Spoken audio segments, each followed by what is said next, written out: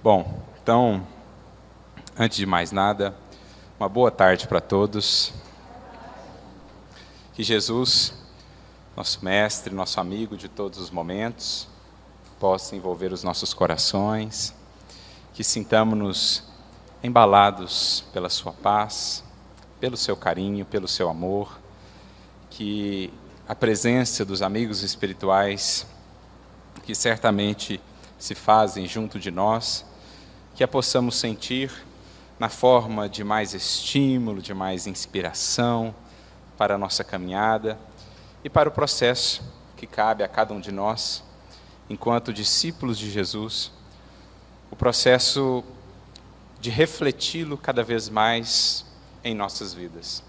Aquele sobre o qual conversaremos nesta tarde, o apóstolo Paulo, assim definia a missão, a tarefa de cada um de nós enquanto cristãos. Revesti-vos de Cristo. Isto é, que Ele se faça cada vez mais visível em nossas feições morais, em nosso modo de ser, de fazer, de olhar, de agir. Que Jesus possa fluir, irradiar cada vez mais de nossas vidas. É o que estamos buscando compreender e construir à luz do Espiritismo, que outra coisa não é senão o Evangelho redivivo.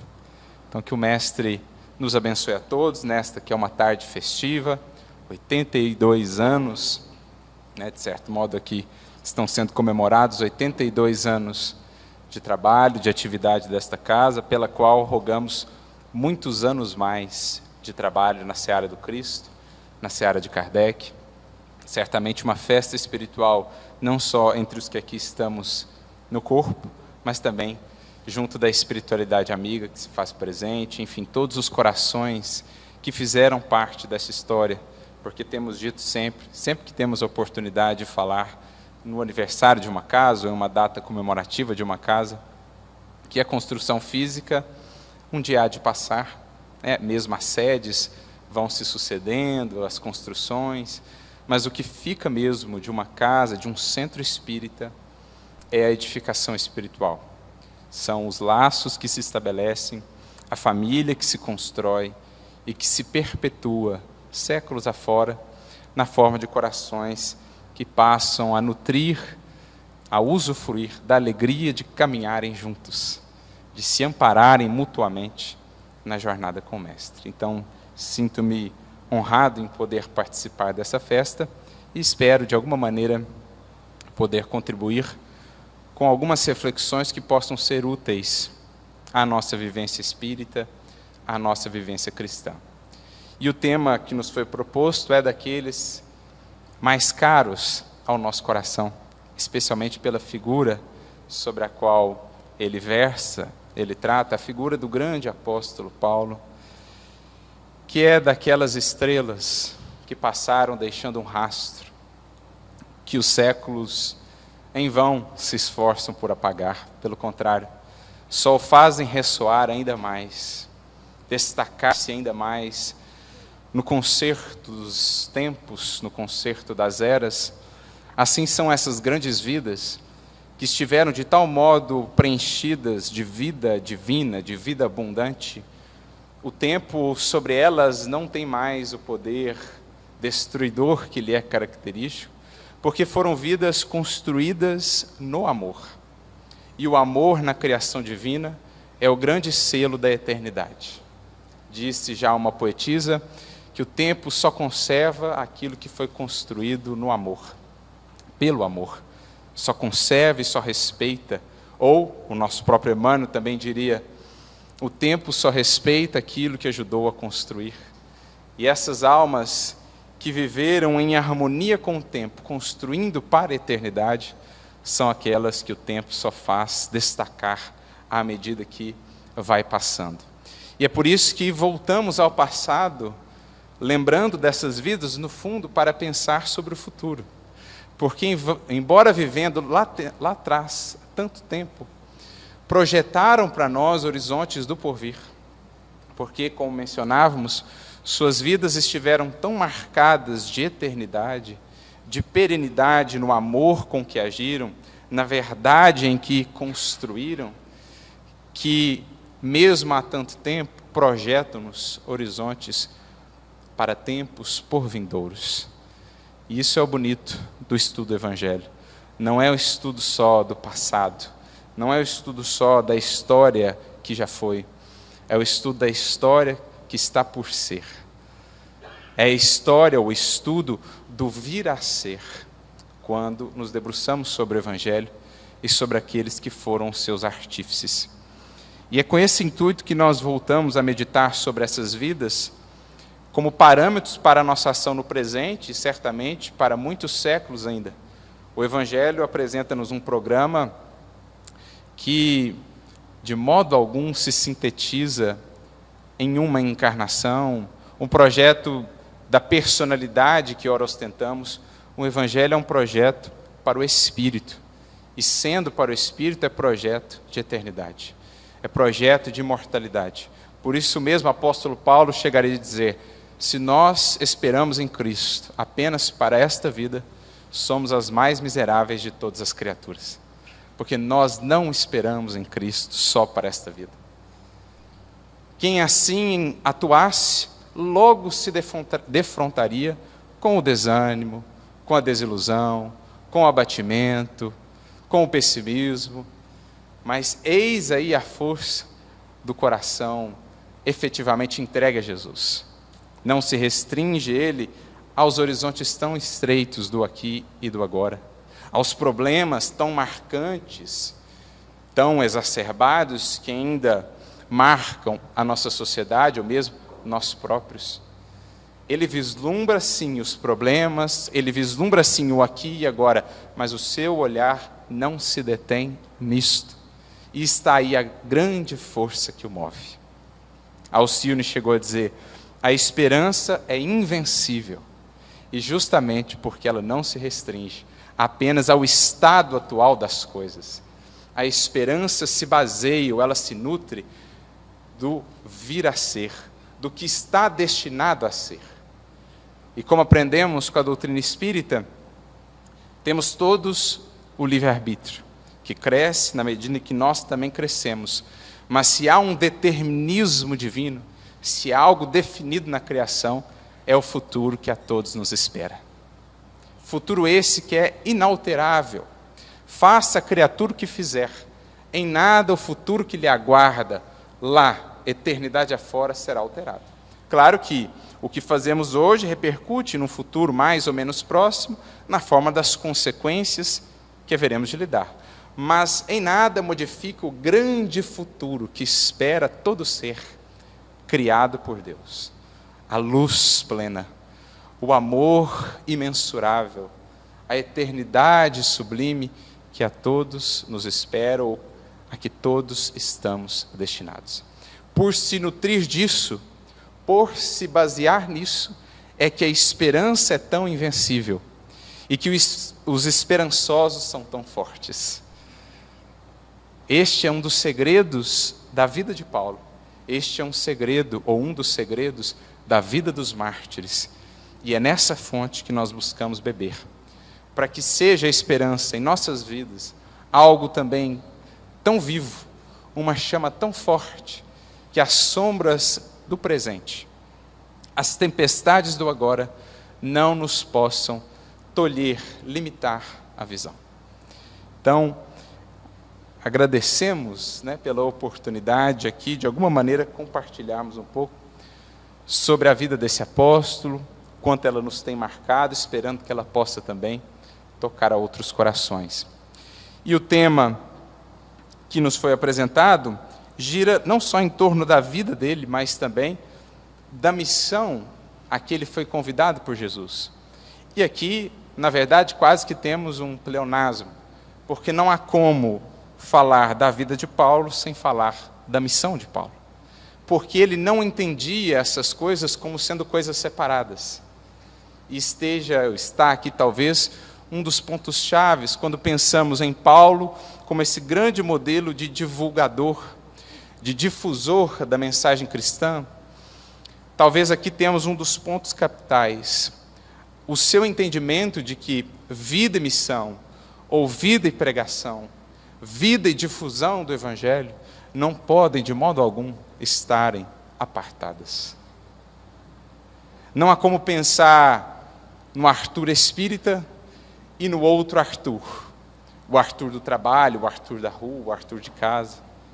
Assim como não era possível, é claro, guardadas as devidas proporções, pensar em Paulo, o divulgador do cristianismo, e um outro Paulo, que era o tecelão, que era o rabino, enfim. Claro que ao longo da vida ele passou por imensas mudanças, mas uma vez assumida a tarefa, logo ele foi compreendendo que era preciso que esses dois elementos, ou essas duas dimensões em sua vida, na verdade, se fundissem em uma só coisa. A sua vida, portanto, estaria inteiramente consagrada a esse papel, a essa função de distribuir, de espargir a mensagem da Boa Nova. E isso é algo que precisamos trazer para o nosso contexto de vida hoje. Porque talvez não venhamos a ser propriamente divulgadores do Espiritismo, na forma de palestrantes, de quem vem a escrever um livro ou artigos, mas, de um modo ou de outro, todos estamos também incumbidos de levar adiante a mensagem. O ide e pregai, quando Jesus o expressa no Evangelho, ele não estabelece condições. Ide e pregai aos pregadores, aos expositores. Ele diz simplesmente a todos os seus seguidores: ide e pregai. Ide e anunciai esta mensagem em vossas vidas.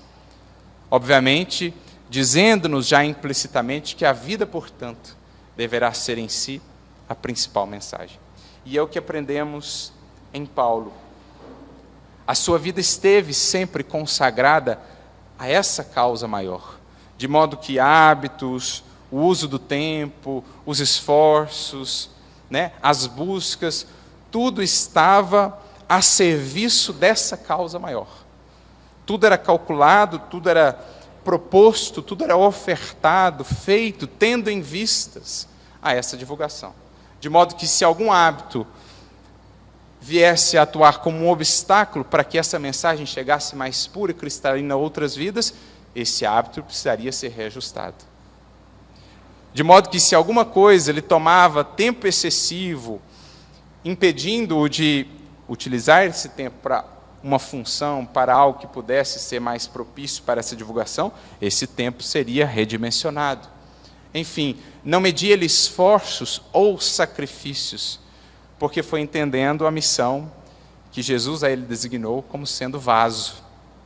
Um vaso disposto a transportar aquela água viva do Evangelho, sem contaminá-la sobremaneira. Para tanto, era preciso que ele integralmente, o vaso de sua existência, o vaso do seu coração, o vaso da sua mente, estivessem habilitados, aptos a receber essa mensagem, sem deturpá-la significativamente, para que chegasse, tanto quanto possível, pura aos outros corações. Esse é o compromisso que ele foi entendendo ao longo da sua caminhada com Jesus e no qual tanto se empenhou. Mas para a gente entender melhor qual a natureza da tarefa de Paulo, vamos recorrer a alguém que muito o conheceu ao longo desses séculos. Àquele tempo, quando Paulo estava encarnado, esse alguém teve somente um encontro com ele. Encontro esse que ele próprio vai descrever numa mensagem sua que foi inserida por Clóvis Tavares, num livro, de certo modo, biográfico, em que Clóvis compartilha ali muitos detalhes, muitas informações que ele oferia nas conversas que tinha com o próprio Chico Xavier. Clóvis Tavares foi um grande amigo de Chico. E ele escreve, então, essa obra, Amor e Sabedoria de Emmanuel, em que ele traz uma série de informações até então inéditas sobre Emmanuel. Inclusive, por exemplo, esta mensagem. Foi a primeira vez que ela apareceu para o movimento espírita por meio desta obra, Amor e Sabedoria de Emmanuel, em que Clóvis Tavares compartilha ali um relato, de certo modo, até pessoal, de Emmanuel, fazendo referência à sua encarnação como Públio Lentulus. E ele menciona, então, que chegou a conhecer, quando encarnado, o apóstolo Paulo. Encontro esse que se deu na Via Ápia, ali nos arredores de Roma, diz ele, pouco após a partida de Lívia, quando seu coração estava ralado de angústia, de dores atrozes, quando, enfim, aquele solo ainda tão compacto, aquele solo ainda tão impermeável, era agora trabalhado pelo arado da dor, para vir a ser depois o solo tão fértil, onde as sementes do Evangelho haveriam de frutificar de tamanha maneira. Mas, para tanto, foi preciso antes passar por esse processo. E, sem sombra de dúvidas, a partida de Lívia, naquelas circunstâncias, foi uma das experiências que mais marcou esse espírito em toda a sua trajetória espiritual. Então ele vinha com o coração muito dolorido, e certa feita estava ali se deslocando pela Via Ápia, em sua carruagem de senador romano, quando de repente os cavalos, por algum motivo, se assustam e saem em disparada. E ele conta que havia ali no entorno, às margens da Via Ápia, um grupo de cristãos, e um dos cristãos, então, se colocou ali, de certo modo, até em perigo, para parar os cavalos, para evitar um acidente. Ele sai, então, para ver o que acontecia, percebe o que se deu, vai, então, agradecer àquele indivíduo, percebe aquele grupamento de cristãos, e que havia ali uma figura singular, que era, de certo modo, um líder daquele pequeno grupamento, figura essa a qual os demais prestavam reverência, figura que os demais ouviam.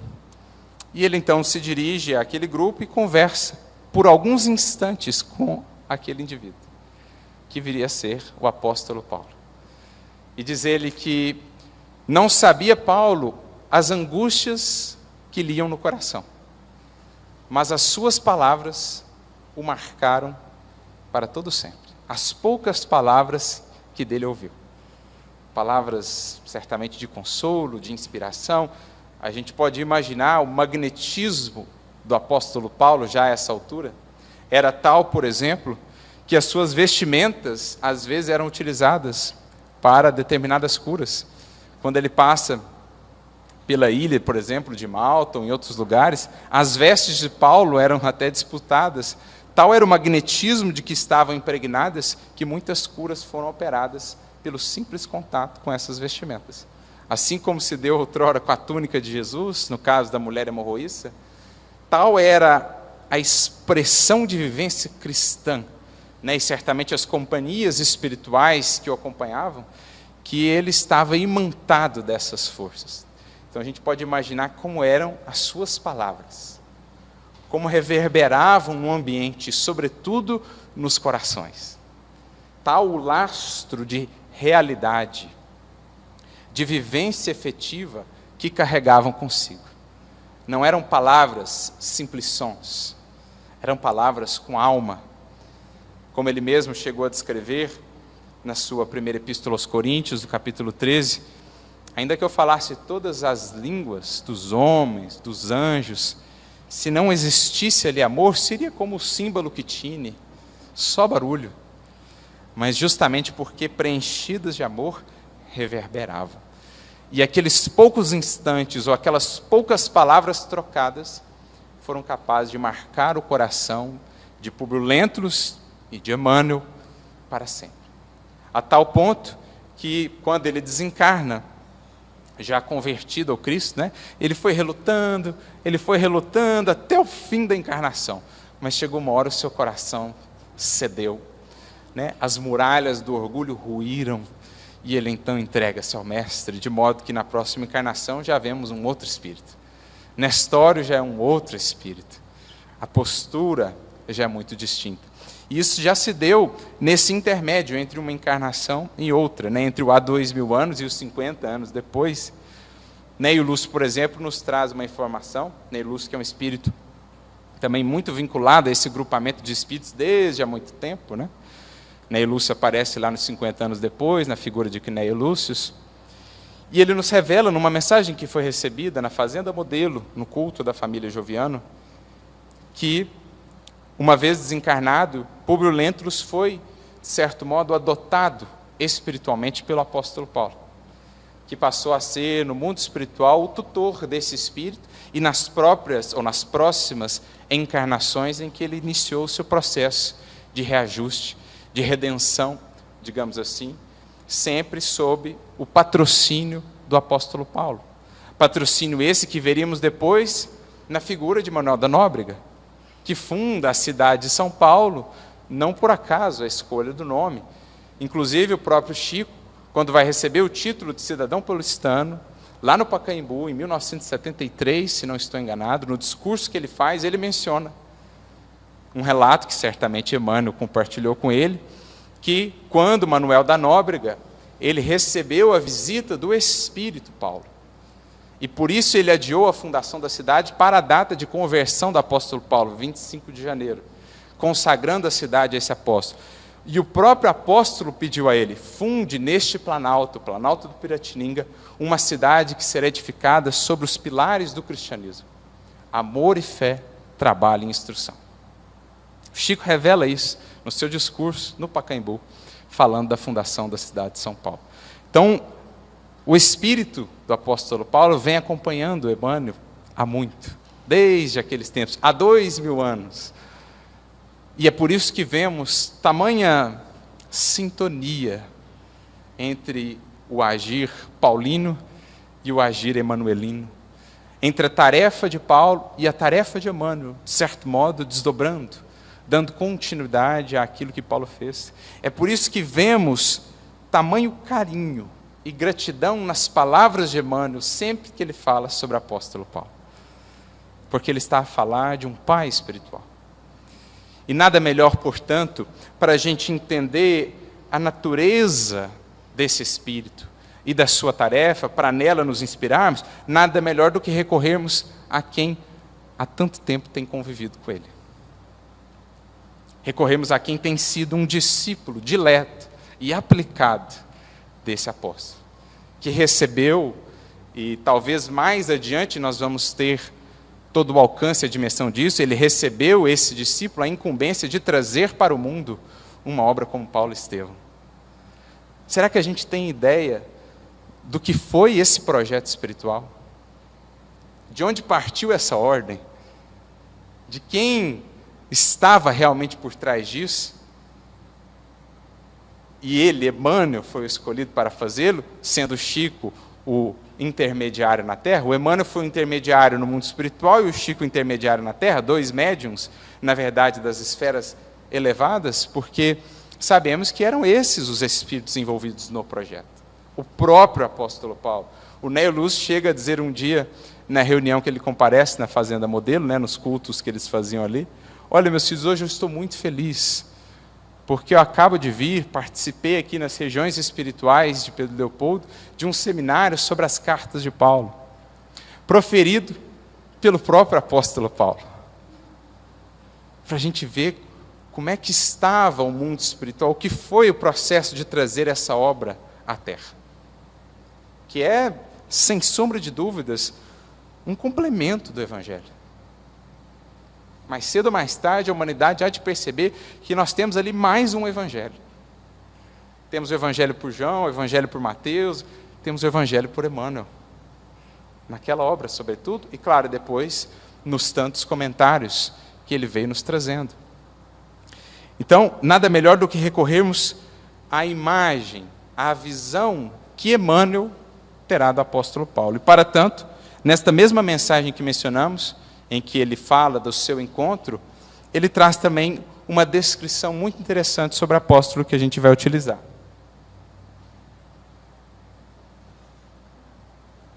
Ele dirá o seguinte: o título da mensagem já é, Lede as cartas de Paulo e meditai. Esse é o título. Então ele começa dizendo: gente, leia essas cartas. Não perca a ocasião.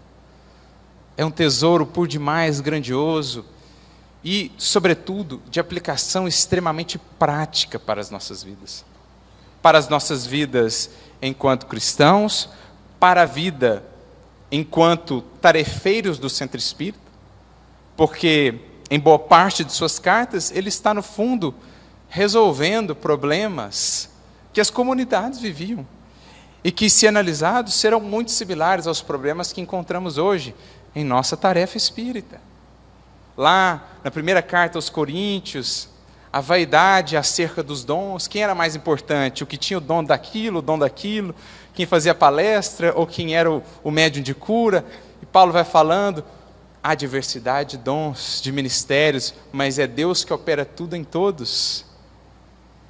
Como um corpo. Pode o olho dizer para o pé, você não é útil? Pode o pé dizer para o olho, você não é útil? Na verdade, todos têm a sua função no grande corpo do Cristo, que somos nós, comunidade cristã.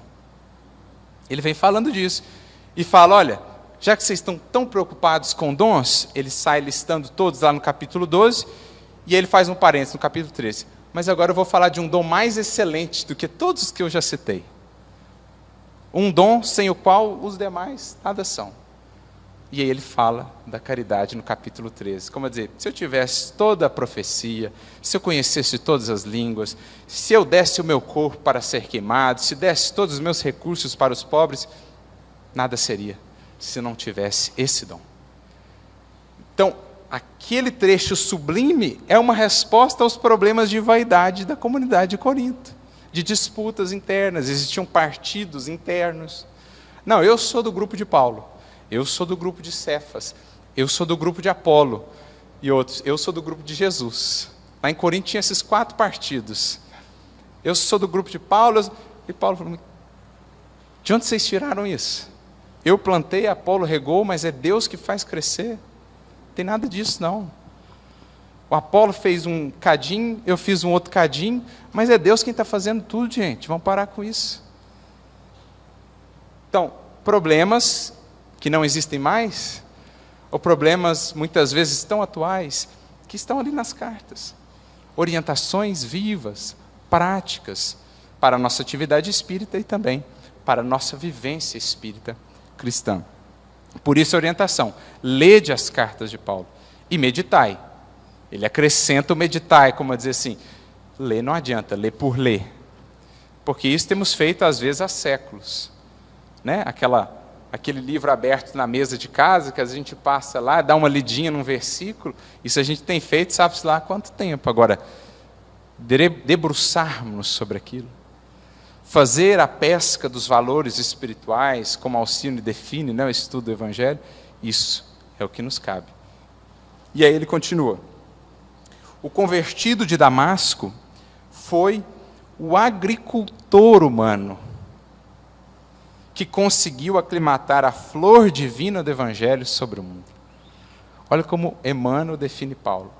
Um agricultor que aclimatou a flor belíssima, sublime do Evangelho às asperezas ainda de um planeta de terra, de provas e expiações. De um planeta ainda marcado por tantos vícios, por tanta incompreensão. Como a dizer já para nós que quem quiser, de alguma maneira, florescer com o Evangelho para o mundo, esteja preparado para muitos cuidados. Esteja preparado, como está o agricultor, para proteger essa flor das intempéries, das ervas parasitas, dos demais parasitas, porque assim é a plantinha nascente do Evangelho em nós. Se não temos todo um zelo e um cuidado, logo ela é abafada pela incompreensão de outros, pela ingratidão de alguns, pela aspereza e pela dureza no trato de determinadas convivências, pelas decepções, pelo desânimo, para que essa flor, frágil a princípio, mas tão vigorosa depois possa florescer, é preciso o trabalho verdadeiramente de um agricultor. E quem trabalha no campo, ou conheceu alguém que trabalha no campo, sabe das disciplinas necessárias, do cuidado, do zelo, a importância de regar todos os dias, a importância de criar os elementos de proteção, a disciplina do levantar cedo, do preparar-se para isso, do saber observar os tempos e os processos, o momento mais propício de semear, o momento mais propício de lançar a semente ao solo. Então assim Emmanuel via o apóstolo como um agricultor humano que, em meio ao mundo ainda muito áspero para a proposta do Evangelho, por conta mesmo da nossa condição ainda, tão voltados para a matéria, tão ainda envoltos nos véus das ilusões do mundo, a proposta do Evangelho, num primeiro momento, ela gerou para todos nós, na nossa trajetória espiritual, ela gerou resistências. Se hoje nós já nos sentimos atraídos por ela, é porque no transcurso dos erros, dos séculos, corações têm sabido manter essa flor no mundo, a imensos esforços, para que em algum momento reparássemos na sua beleza. Porque antes sequer víamos a flor. Nossos olhos não estavam treinados para essa beleza, mas foi graças ao esforço sacrificial de alguns, que souberam fazê-la crescer num mundo ainda muitas vezes desértico espiritualmente falando, agreste em sentido espiritual. Foi graças ao esforço sacrificial desses que regaram essas flores, as flores do Evangelho, com muito suor e com muitas lágrimas, que em algum momento nós pudemos despertar para a sua beleza. Porque assim foi com Jesus.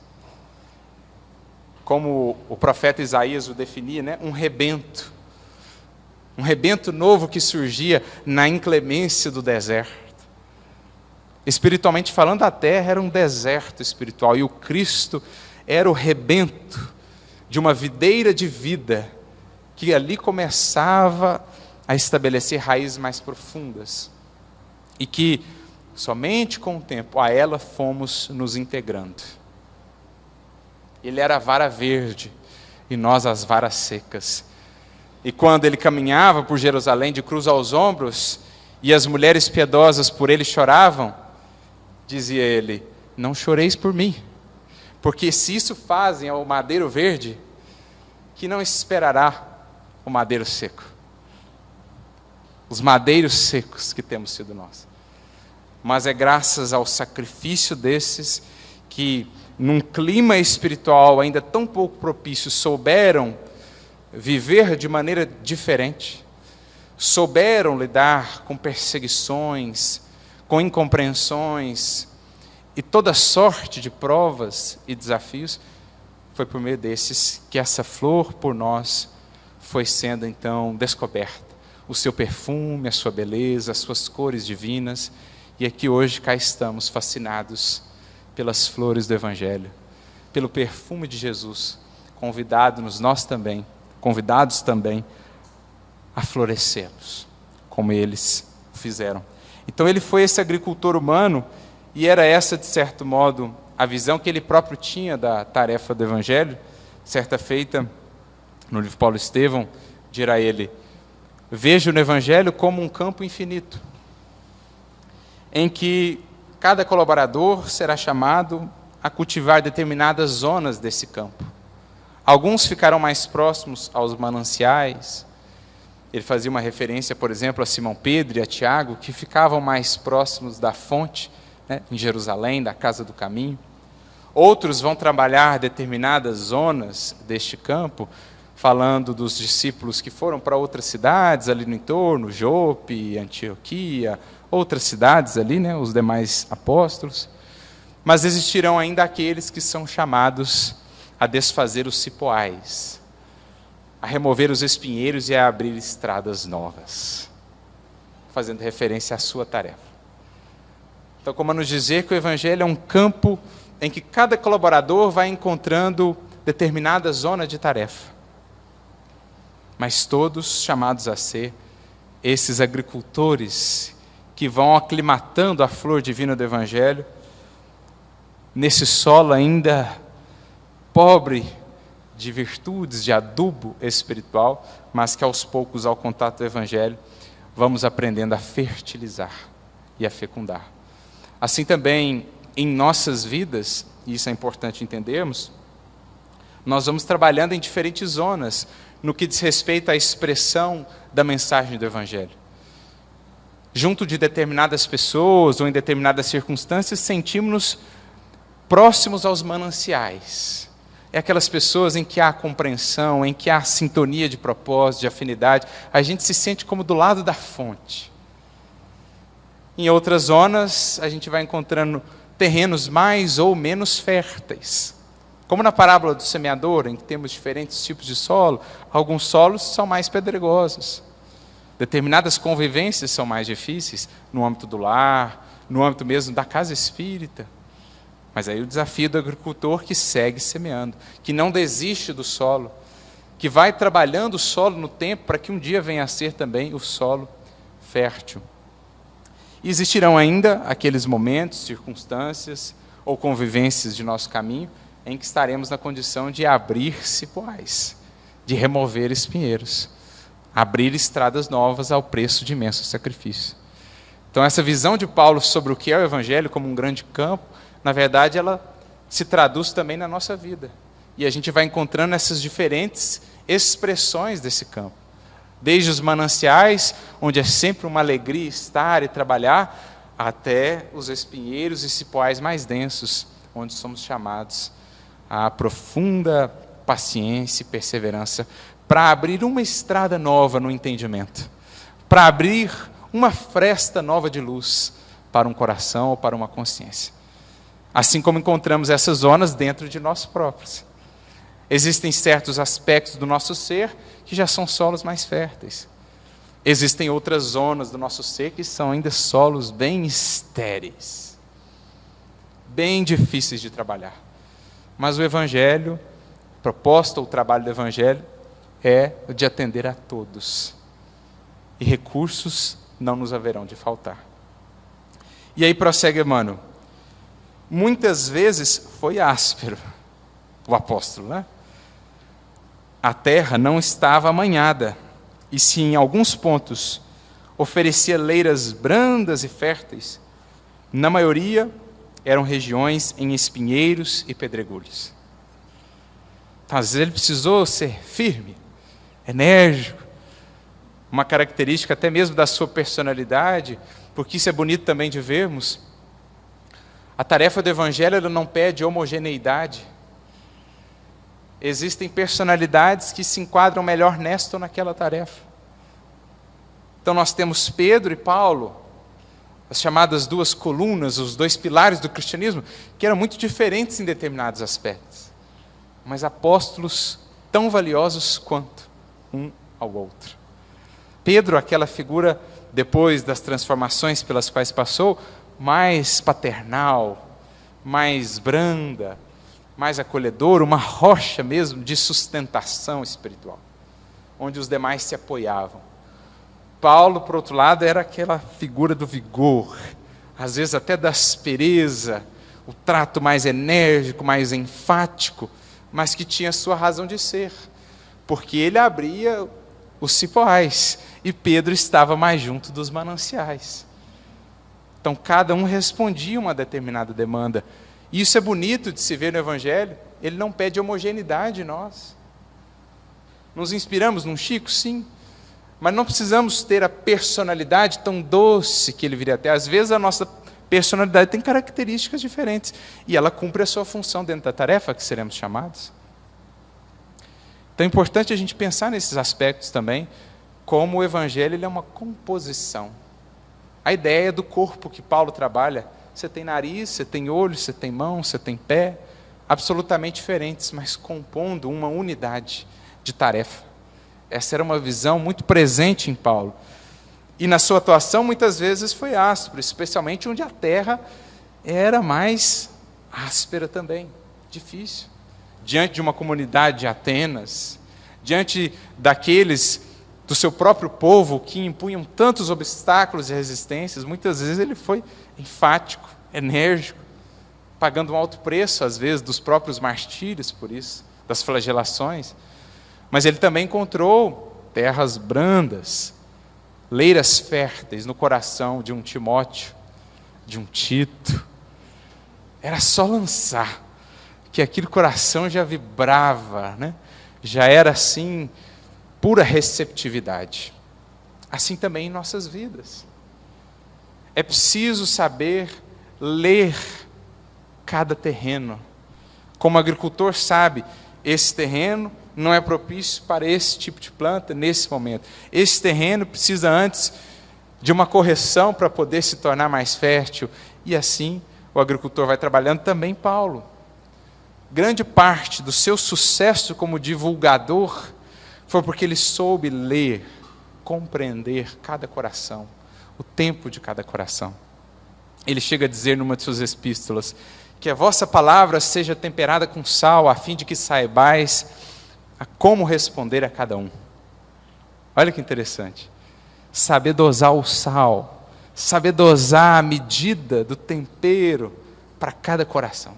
Ó, esse aqui, ele já está apto a algo mais temperado, digamos assim, no quesito do Evangelho. Esse aqui precisa de uma coisa um pouco mais branda ainda. Ou como ele diz também nas suas cartas, até o momento vos alimentei com leite, porque ainda não estáveis preparados para o alimento sólido. Saber qual coração, por hora, ainda está no leite espiritual, qual já está chegando nas coisas mais sólidas. Essa é uma característica que, na verdade, e Emmanuel, quando comenta essa fala de Paulo, né, sobre o tempero aí do sal, ele diz que essa é uma das sabedorias mais difíceis de adquirir para o espírito, e uma das mais importantes. A sabedoria de saber responder, de saber atuar junto a cada coração, conforme aquele coração necessita, conforme as possibilidades que ele já tem. Graduando expressões de verdade e de ternura dentro das medidas justas e necessárias àquele coração. Então isso ele foi aprendendo em muitos anos de experiência, também com inspiração, e é isso que a gente vai ganhando na medida em que vamos aprofundando a nossa intimidade com o Evangelho, vamos melhor nos conhecendo e também conhecendo as outras pessoas. Quando saímos da caverna do eu e passamos de fato a olhar, a ver, a enxergar o outro, a gente vai começando também a entender a dinâmica do outro, as possibilidades do outro e os momentos justos da sementeira. A semente no momento oportuno. A maneira como abordar determinadas questões. Por isso, a sua sementeira, né, a de Paulo, foi tão profícua, né, teve resultados tão marcantes por essa experiência de vida. Que é algo que o próprio Kardec vai definir, porque, no fundo, a tarefa de Paulo, a tarefa do divulgador, seja ele aquele que, de fato, né, divulga por exposição, por meio dos livros, enfim, ou do divulgador em vida, no fundo é a tarefa da educação, ou do educador. E ao definir a arte de educar no Livro dos Espíritos, no comentário à questão 917, Kardec vai nos dizer que estaríamos muito enganados se pensássemos que pede ela apenas atributos do intelecto, a educação. Diz ele que ela pede de nós muito tato, muita experiência e profunda observação. São os 3 pilares que Kardec define para a educação no Livro dos Espíritos. Tato, e o que é tato? Se não essa habilidade de saber como tocar a cada coração, ajustar a força, a medida. Tato, que é um fruto do olhar, do conhecer ao outro, por isso ele põe também profunda observação.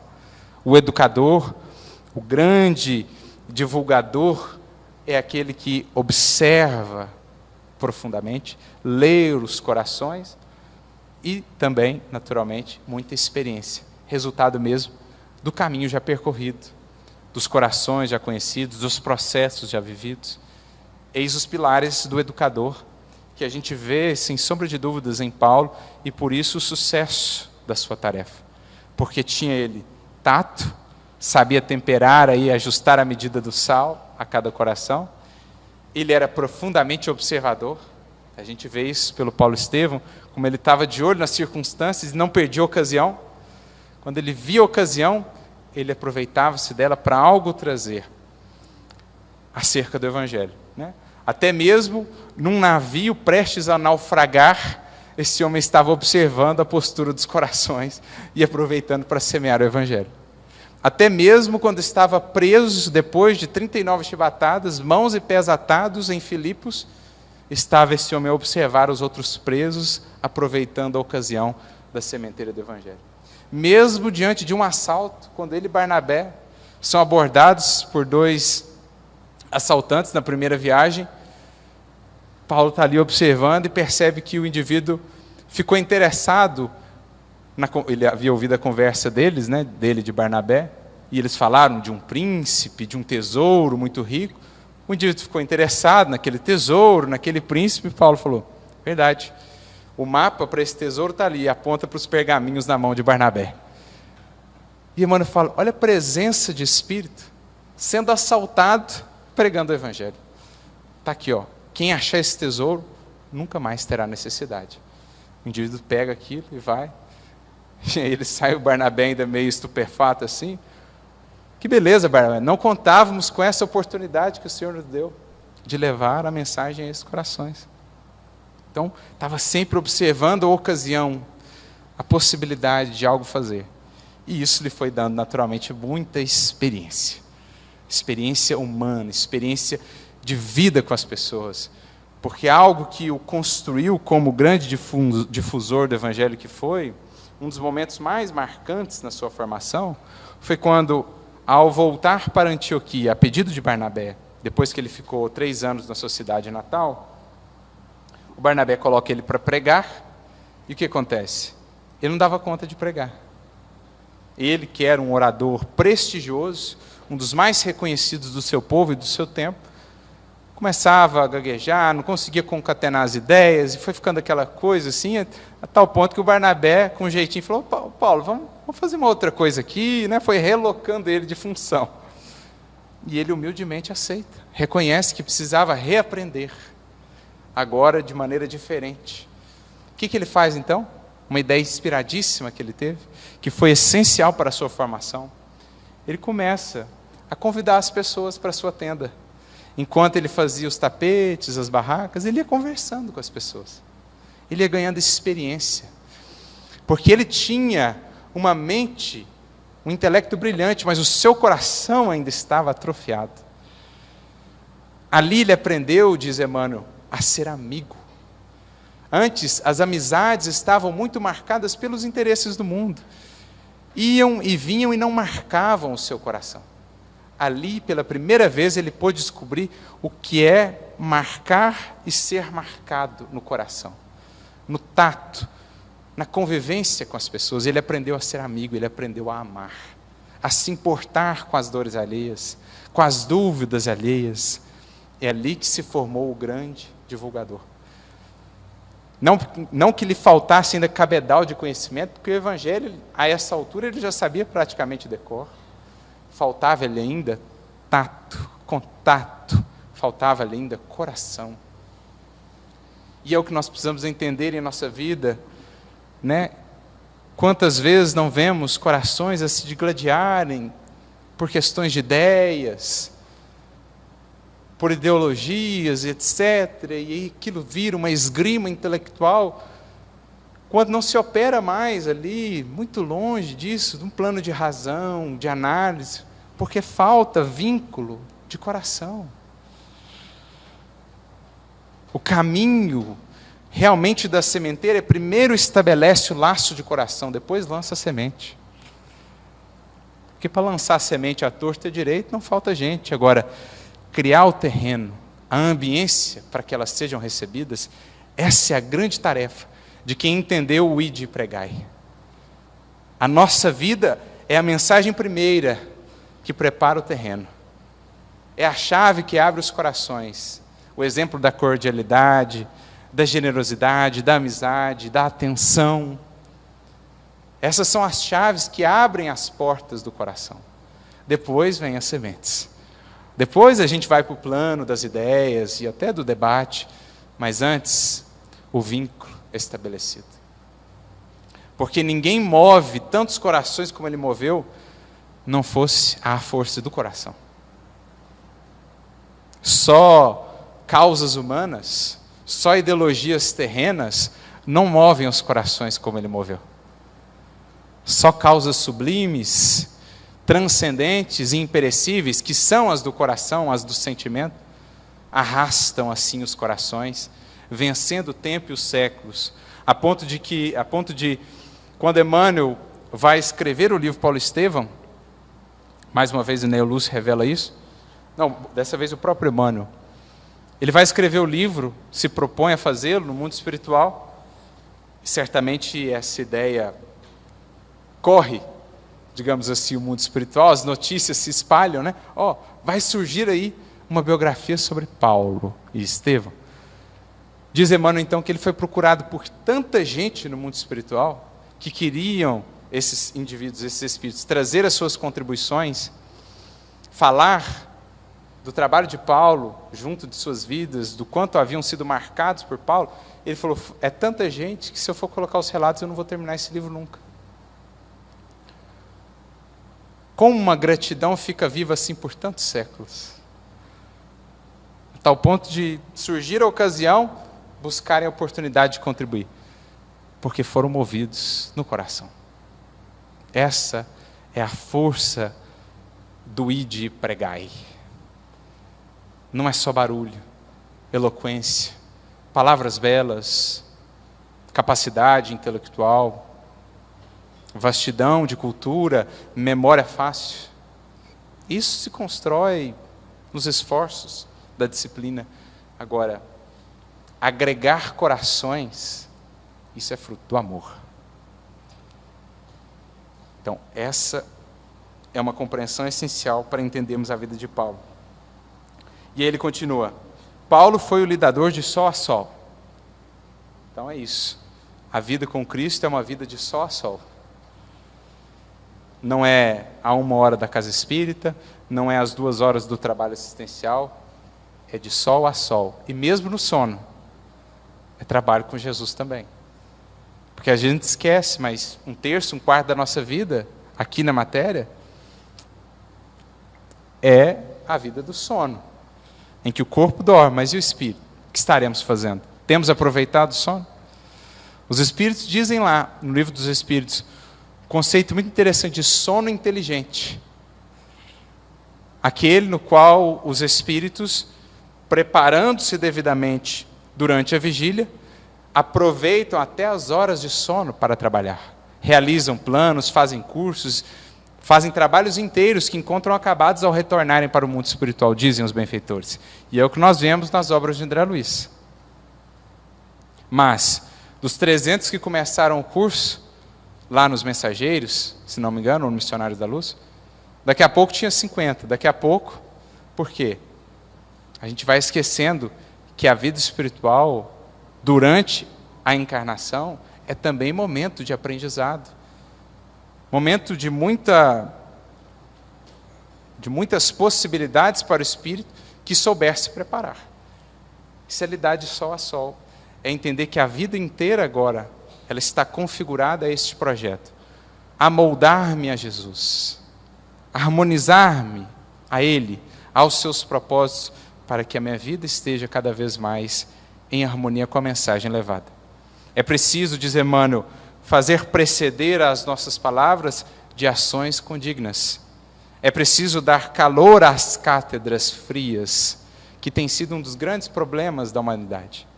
Muitas cátedras frias, pouco preenchidas do calor de vidas que, de fato, consagrem a pregação. Seu fervoroso amor foi a sua bússola divina. Sua paixão no mundo, iluminada por sua dedicação ao Cristo, transformou-se na base onde deveria brilhar para sempre a claridade do cristianismo. Então veja, a paixão em si não é um problema, gente. A questão toda é o controle da paixão. Controle ou sermos controlados? Eis a questão. Porque de onde vem tamanha força de realização de um espírito como esse? Senão da mesma força da paixão, outrora que o controlava, mas agora sob o seu controle. Então, a sua paixão, iluminada pela dedicação ao Cristo, ou seja, sublimada, orientada agora pela luz do Evangelho, foi o recurso, foi a base onde ele pôde edificar tanto. Assim também nós. Analisemos as nossas paixões, analisemos as energias, as forças que temos, às vezes mal aplicadas, na forma da agressividade, na forma dos prazeres excessivos, dos desequilíbrios. Essa força aí está. É preciso sabê-la agora saber colocá-la, melhor dizendo, sob a luz da orientação do Evangelho, e então será força de edificação. Como são as forças da natureza? A água, o fogo, fora de controle, altamente destrutivas. Veja uma enchente, veja um incêndio. Sob controle, movem o mundo. Que seria da indústria sem fogo? Que seria da energia sem a água? Então, é tudo uma questão de orientação. E aí a importância do Evangelho, desse processo de conhecimento, de realmente harmonização, transformação da nossa vida à luz de Jesus, para que essas forças, por ora desperdiçadas, estejam agora bem orientadas e a serviço dessa causa. E aí, mais adiante na mensagem, Emmanuel conclui: luzeiro da fé viva, Paulo não pode ser olvidado em tempo algum. Seu vulto humano é o de todo homem sincero que se toque de amor divino pelo Cordeiro de Deus. Veja o que ele diz. É o de todo homem sincero, de todo ser humano. Como a dizer, Paulo não é um privilegiado, não. Vaso escolhido não porque era um favorito de Deus. Vaso escolhido porque escolheu. Uma vez tendo recebido o chamado, escolheu, acedeu, abraçou, se qualificou. E o resultado do toque de Jesus em uma vida, onde o amor sincero pelo Cordeiro de Deus vibra, é o que vemos em um Paulo, é o que vemos em um Eurípides Barçanufo, é o que vemos em um Bezerra de Menezes. Tamanha capacidade criadora, não segundo os padrões do mundo, os louros do mundo, não. Para os espíritos que com eles conviveram, a força transformadora, a força agregadora que representaram, nasceu desse amor divino em um coração sincero, em um coração de boa vontade. E aí ele termina: lede-o sempre e não vos arrependereis. Assim, Emmanuel definia e via Paulo e, por conseguinte, a sua função, já que não é possível dissociar vida e função. Mensagem e o nosso existir.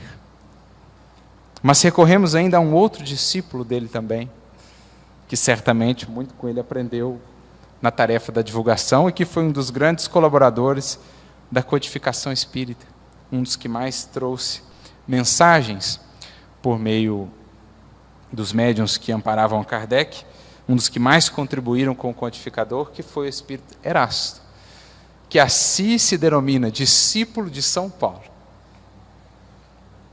E há uma mensagem dele no capítulo 20 do Evangelho segundo o Espiritismo, intitulada A Missão dos Espíritas, em que, e esse é um traço marcante, em vários momentos ele usa desse termo, ide, como a relembrar aquilo que viu na vida do apóstolo, como a dizer que nós hoje, enquanto espíritas, no fundo, cristãos, recebemos o mesmo chamamento, ide e anunciai a boa nova. Se com palavras ou não, a circunstância definirá, mas é preciso anunciar o quanto o Evangelho tem feito por nós. Eu me lembro daquele caso do endemoniado que foi curado por Jesus, o Gerazeno, que queria então largar tudo para seguir a Jesus.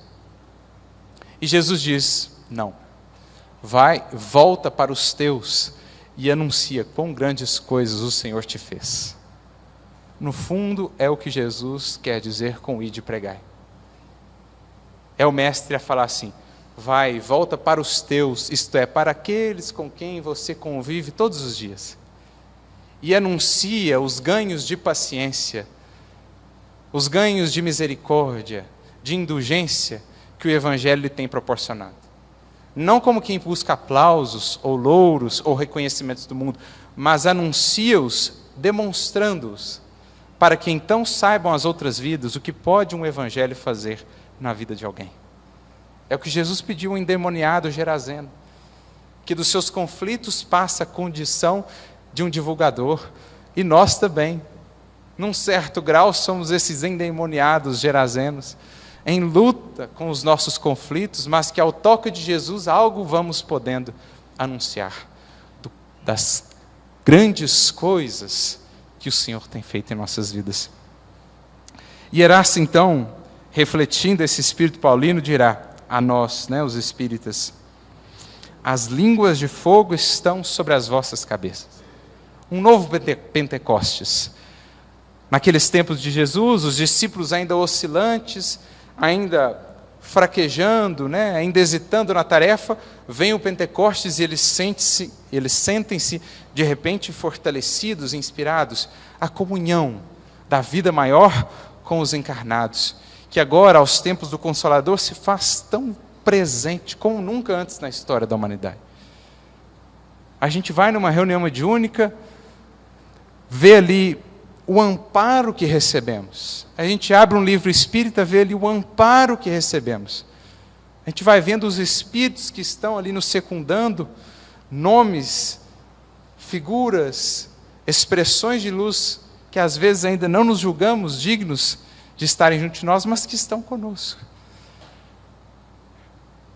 E aí, recebendo tanto, estaremos nós ainda tão inseguros? Estaremos nós ainda tão hesitantes na tarefa? Se tem sido tamanho o aporte do alto? Não que venhamos a nutrir pretensões a nosso respeito, mas também não podemos recuar.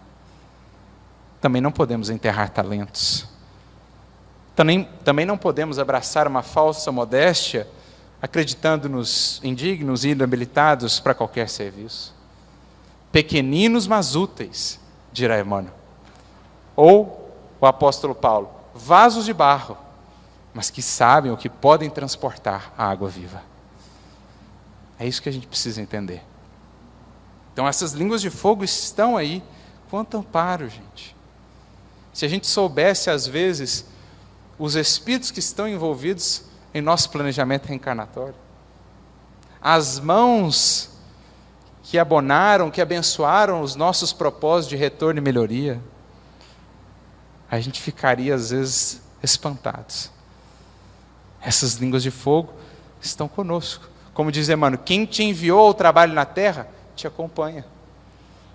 Acompanha os teus passos. Torce por ti. É chegada a hora, diz ele, em que deveis sacrificar à sua propagação os vossos hábitos, os vossos trabalhos, as vossas ocupações fúteis.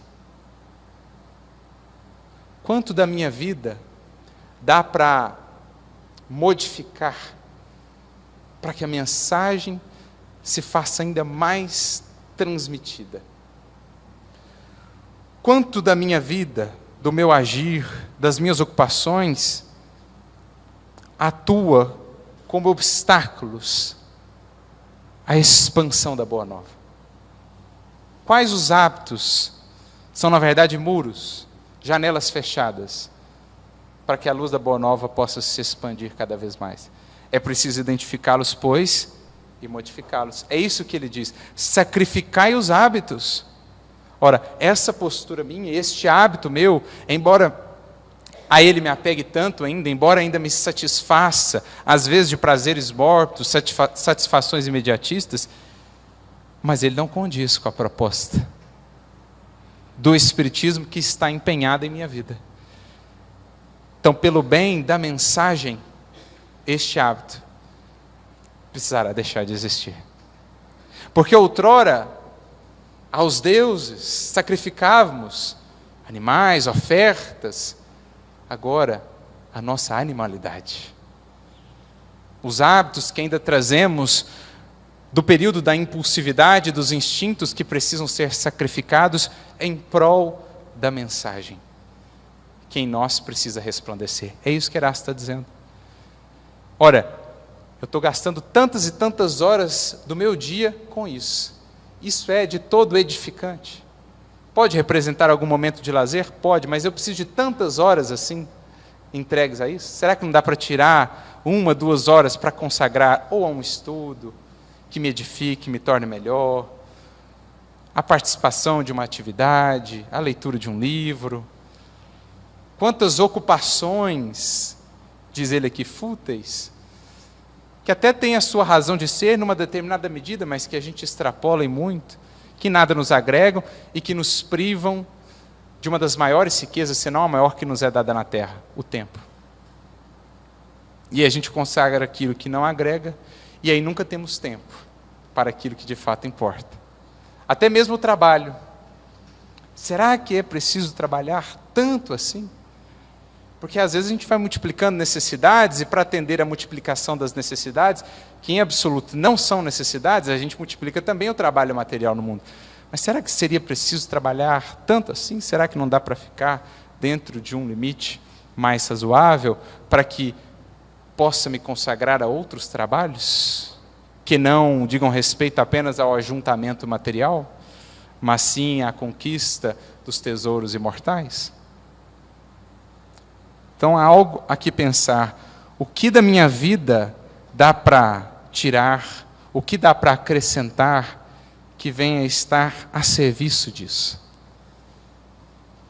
Porque as vidas que assim foram reconhecidas é porque fizeram muito bem esse ajuste. Sacrificaram o que era preciso sacrificar para ofertar mais tempo, mais disponibilidade de si ao que era preciso para edificar. Pregareis, diz ele mais adiante, o desinteresse aos avaros, a abstinência aos dissolutos, a mansidão aos tiranos domésticos, como aos déspotas. Ou seja, muitas vezes serão palavras ainda nada recebidas, ou muito pouco acolhidas. A transmissão da mensagem do Evangelho trará muitas vezes ainda a sensação de vozes no deserto, como um dia João Batista o fez. O Emmanuel mesmo tem um capítulo no livro Emmanuel, Vozes no Deserto, a falar que muitas vezes a pregação do Evangelho, no mundo ainda tão voltado para a matéria, será como vozes ao vento, vozes no deserto. Mas as sementes ficam. Os ecos aí estarão e um dia serão ouvidos. Não esperamos resultados imediatos. Se assim trabalhássemos, nas primeiras semanas, nos primeiros labores, desanimaríamos. É preciso trabalhar com vistas à eternidade. Foi assim que um João Batista foi abrindo caminhos para o Senhor. Foi assim que o Moisés foi abrindo horizontes para a espiritualidade das criaturas num tempo ainda tão estéril espiritualmente falando. Assim foi o Consolador vencendo o materialismo, o ceticismo do século XIX. E é assim que a espiritualidade vai ganhando terreno. Ainda muito poucos com ouvidos de ouvir, mas os que já ouvem com uma imensa capacidade de produzir e realizar. E é nisso que eles investem. Palavras perdidas, bem eu sei, mas não importa. É preciso regardes com os vossos suores o terreno em que deveis semear. Ou seja, antes da semente, é preciso que o meu suor chegue fecundando o solo. O suor do esforço, o suor das lágrimas, o suor do exemplo. E aí a semente chega já num solo úmido. É preciso regar o terreno com o suor, porque ele não frutificará, ele não produzirá senão sob os esforços reiterados da enxada e da charrua evangélicas. Ide e pregai. Como disse aqui, muitas vezes o desinteresse no mundo marcado pelo interesse pessoal. A indulgência no mundo marcado pela soberba e pelo orgulho. O perdão no mundo marcado pelos ódios e antagonismos. A paz no mundo ainda marcado por tantas formas de conflitos. Mas que importa? É preciso semear. Ide e pregai. Imagina se Paulo fosse mensurar o trabalho antes de colocar-se em campo. Se ele fosse pensar na dimensão, na magnitude, nas montanhas a superar, não teria saído do lugar. Ele foi a campo. E então foi vendo aos poucos desertos virando jardins, montanhas virando estradas ao preço do trabalho. E é isso que ele diz: ide e derrubai o culto do bezerro de ouro, cada vez mais invasor. Lacordaire também diz aqui no Evangelho segundo o Espiritismo, no capítulo 7, o vosso Deus é ainda o bezerro de ouro, que adaptais às vossas ideias e aos vossos interesses. São tantos ainda os deuses cultuados no mundo, poucos efetivamente a cultuar Deus e as suas leis, mas é preciso testemunhar. Na epístola que Erasto manda aos lioneses, nós temos também epístolas espíritas, né? Na epístola que ele manda aos lioneses, ele fala: o paganismo romano está ainda muito vivo, e é contra ele, sobretudo, que temos que lutar, na forma do materialismo e do egoísmo, que estabelecem os seus altares e os seus deuses da fortuna, do poder, do prazer, da ilusão, as personalidades transitórias de poderes do mundo que são cultuadas, às vezes acima até de Jesus ou do Criador. O paganismo romano ainda vivo com outras formas, mas é preciso testemunhar fidelidade a Deus, como está naquele bonito capítulo, o diálogo de Jesus com os discípulos na intimidade ali do Colégio Apostólico, no livro Boa Nova, capítulo 6. Acima de tudo, diz ele aos discípulos, a qualidade principal de vossas ações, meus queridos, fidelidade a Deus. E eles então, ingenuamente ainda, sem saberem o que prometiam, diz: seremos fiéis, Senhor. E é mais ou menos aquilo que um dia ele perguntou à mãe de João e de Tiago: poderão eles beber do cálice que eu beberei? E ela diz: sim, eles beberão. Mas não sabiam ainda a dimensão, mas fidelidade a Deus. E foi de fato um traço da sua tarefa, foi a força que fez com que singelos pescadores, conquistando a outros, lavradores, os mais simples, enfim, pessoas, mulheres e homens, sem qualquer expressão de poderio do mundo, que enfrentaram nada mais, nada menos que um dos maiores impérios que a terra já viu, e que triunfaram, sem armas, sem fortunas, sem poderes, a não ser o do amor, da humildade, da paz e do perdão. Essa é a força do coração fiel. Onde muitos oscilam, onde muitos negam, o coração fiel fala por tantos e arrasta tantos para a causa do bem. É isso que nos cabe, meus amigos, tanto quanto possível, aprendendo com Paulo, aprendendo com Erasto, aprendendo com Emmanuel, buscar a fidelidade, que será esta linha de coerência entre o nosso sentir, o nosso pensar, o nosso agir e, por fim, o nosso falar, para que uma vida assim integralmente colocada a serviço a Jesus possa por si mesma falar e levar adiante a mensagem de esperança, de fé, que nos projeta o olhar para muito além dos problemas que ora vivemos, sejam eles individuais ou coletivos, das sombras que por ora nos toldam a visão. Há de nos projetar o olhar para a luz, para o alvorecer, que há de se estabelecer e que já está a se anunciar para a terra nesses tempos que vivemos. Que Paulo seja para nós esse exemplo e esse estímulo, que os seus discípulos também o sejam, e que possamos nos alistar, por que não, na fileira desses que entenderam que o ir de pregar é muito mais do que subir aqui para falar, será levar ao cotidiano de nossas vidas, aos nossos, aquilo que Jesus tem feito por nós.